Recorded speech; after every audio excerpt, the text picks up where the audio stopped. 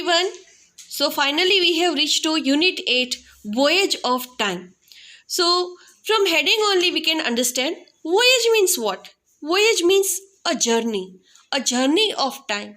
You know children, something you can't purchase with money, that is only and only time. Once the time leaps from your hand, absolutely, after spending so much money, we cannot take it back. So, learn the importance of time, utilize it in some good work so that you can earn loads of from your time devoted. The first lesson itself tells a very beautiful story of time. The clock goes tick tock. I'm going to explain you this lesson in detail, but first of all, let's go through the word meaning of this lesson. First word, accurate. Accurate means correct and true in every detail. Error free work, we are saying something which is errorless, that is known as accurate. Astonishingly means it's a adverb. Extremely surprising, difficult to believe. Extremely surprising, difficult to believe. Contraption, a machine or a piece of innovation equipment that looks strange, something new. Contraption. Crude, simple and not very accurate but giving a general idea. Crude. Devote, persons believing strongly in particular religion and observing its law and practices. Devote. Dilemma, a situation in which one has to make very difficult choice between things of equal importance. We can say a complete confusion. Folk, people in general, ordinary working class. Folk. Gaze, a long steady look at somebody. Gaze. Glanced, looked quickly. Glanced, looked quickly. Horloge. The French call a clock horloge, which has no bells but only indicates hours. Motionless. Motionless means not moving. Motionless. Pondered. Pondered means thought about something very deeply. When you are thinking something very deeply, it means you are pondering. Prompted. Prompted means made somebody decide to do something provoked. Prompted. Slumps. A song, a poem or prayer that praises God, especially one in the Bible. Regulate, to control the speed in a machine. Regulate, to control its speed. Thoroughly, very much, completely, deeply or in detail. We can use many words for thoroughly. Assured. Assured means became the beginning of something new or made a new and fresh beginning. Became the beginning of something new. Ushered. Widened. Widened means became wider. Widen means became wider. Now let's begin the lesson. Unit 8 Voyage of Time. Section 1 The clock goes tick tock. You know children, who found clock for the very first time? He was Galileo. Galilei was an Italian scientist. Used the software in the class to read how during his younger days he observed the swing of the pendulum, which later prompted him to discover the laws of the pendulum. So let's begin the beautiful lesson. The clock goes tick tock. It was wintry morning in Pisa, Italy. You might be remember the Pisa Tower.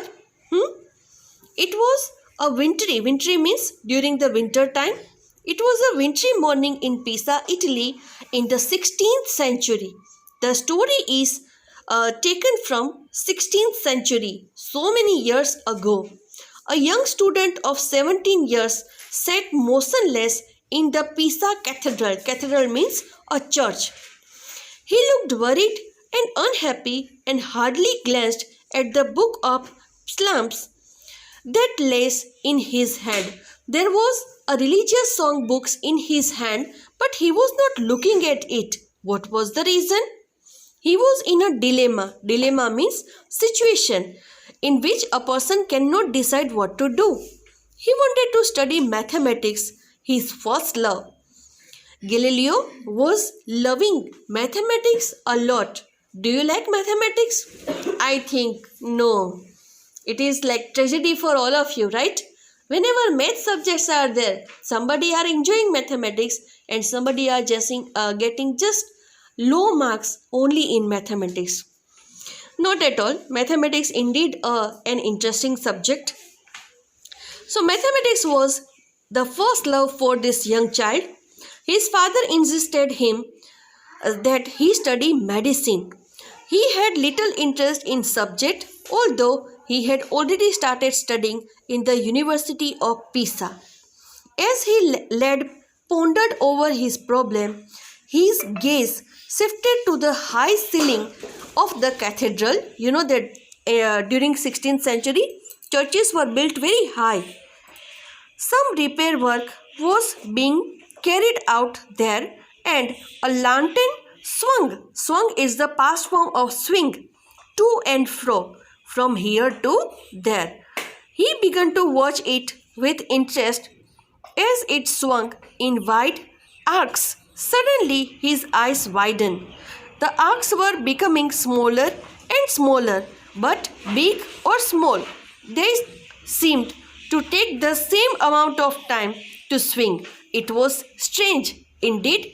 Actually, it is some scientific experiment, right? Many things were there in the church, but the thing which caught the attention of this young one, it was a lantern which was moving from here to there. Galileo, for that was the lad's name, sat up straight in excitement. He just sat silently in excitement and felt his pulse.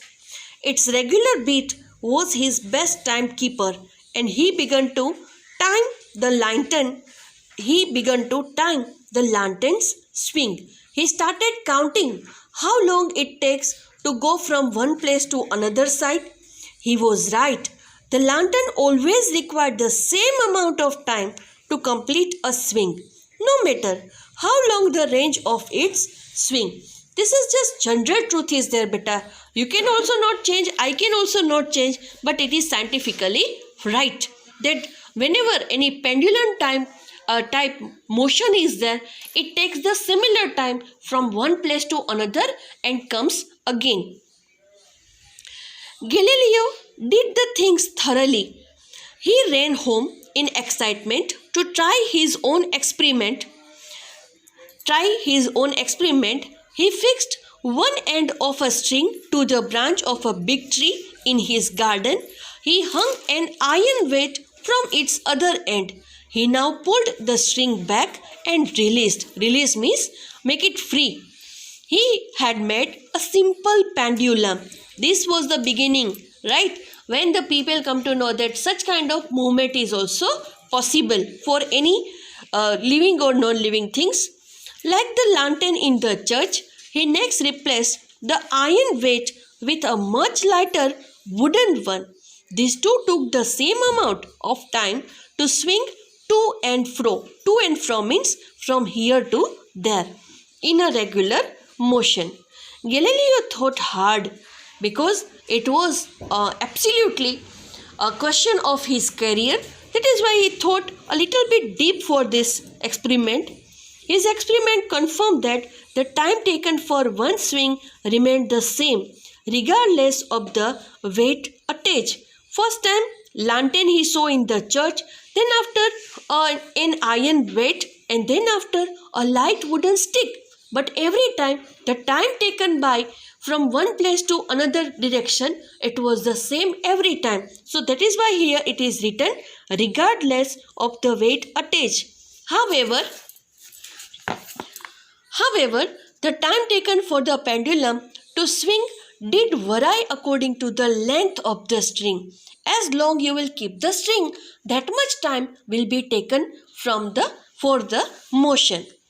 Galileo, who was later went to the study mathematics and become a famous scientist, a mathematician, had discovered the laws of the pendulum.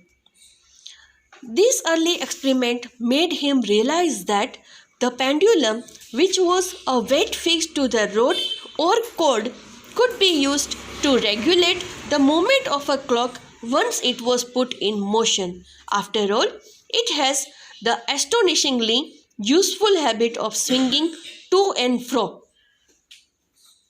at the same speed according to its length.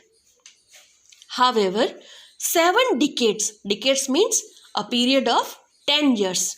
After 70 years passed before a Dutch scientist, Christian Huygens adopted Galileo's idea to build the first pendulum clock with a regulating movements. Galileo's remarkable discovery ushered in the era of accurate timekeeping. So somewhere behind our clock, the name was Galileo. Around the 13th century AD, the first mechanical clocks appeared in monasteries in Europe and were operated by monks. Monks means sages. This early contraption did not have hands or a dial. They did not even strike the hour. They were used to alert somebody or to toll a bell that called monks to prayer. Their movements were simple and noisy, driven as they were by weights and wheels. Called turret clocks, these first clocks were nearly always placed on church or bell towers so that everybody could see or at least hear them in the town. However, despite their crude working, they managed to work for many years, although they did not always tell the correct time. You know, children, how people were knowing the time in history or in ancient time? They were following the sun position. When the sun is over the head, it is known as afternoon time. When the sun was setting down, that means evening time, they were ready for the dinner. And after, during night time, when there was no light, that time they were using lantern or candles or so, something diyas or so, right? There was no facility of power that time, electricity that time. So all what they were doing, they were following just the sun morning till evening. Okay, and according to that only they were setting their timetable of work. The word clock or clock, as it was called in Middle English, goes back to this time. It was taken from the French word clock, which means a bell.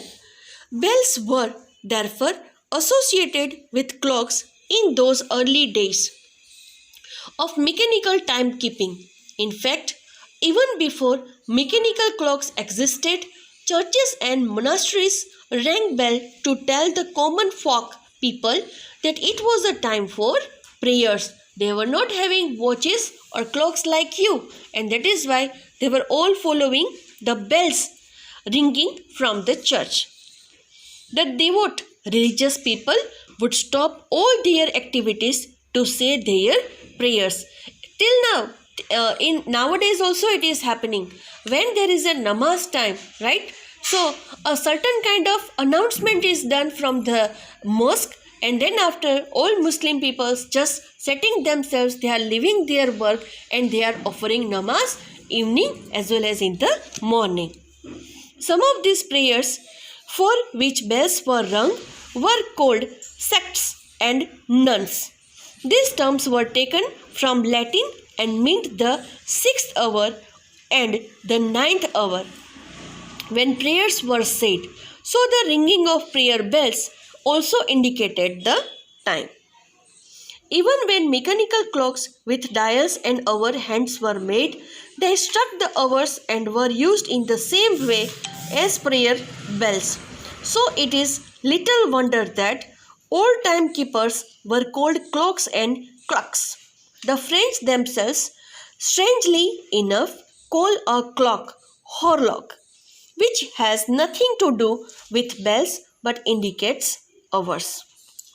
From the beginning, these clocks were designed to tell the time by dividing the day into 24 equal hours. Here, can I ask you one question? Why our day is of 24 hours only? Why it is not of 40 hours or 30 hours? You are science students, right? You might be knowing the reason. You know that to complete one rotation, the earth takes 23 and half hours. If I am not wrong, I think it is almost 24 hours, and that is why our day and night combination, that means a one day is equal to 24 hours. This was based on the ancient Egyptian time.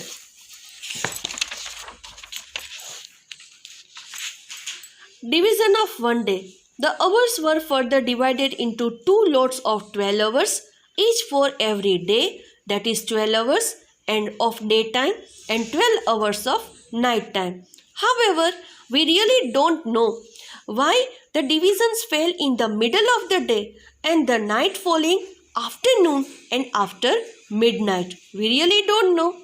People had further divided each hour into 60 minutes and each 60 minutes into, yes, that's true, 60 seconds. The figure 60 was probably taken from the ancient Babylonian counting system, which used 60 in much the same way as we use 10.